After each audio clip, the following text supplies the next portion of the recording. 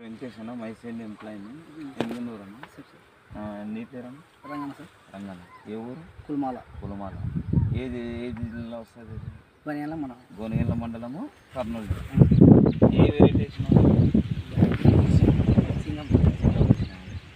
ఎట్లుందన్నా నీ వరకు? నా కాడికే బాగుంది సార్. నీ వరకు బాగుంది. ఒక్క చెట్టుకి ఎన్ని కాయలు ఉండవు? 70 కాయలు ఉంటాయి. 70.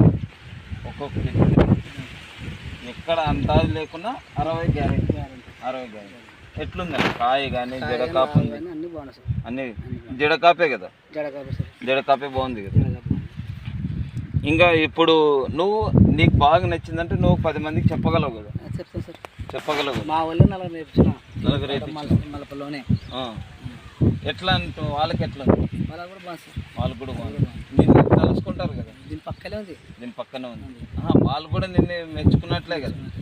ఎందుకంటే నువ్వు ఒక మంచి విత్తనం తీసుకొని నువ్వు 10 మందికి మంచి విత్తనం ఇప్పించినావు అంటే వాళ్ళ నుంచి నీకు చెడ్డ పేరు రాలేదు. అది కావాల్సిందని ఆయన యొక్క ఉద్దేశం, మా ఎండి సార్ యొక్క ఉద్దేశం అంటే అదే. మాకు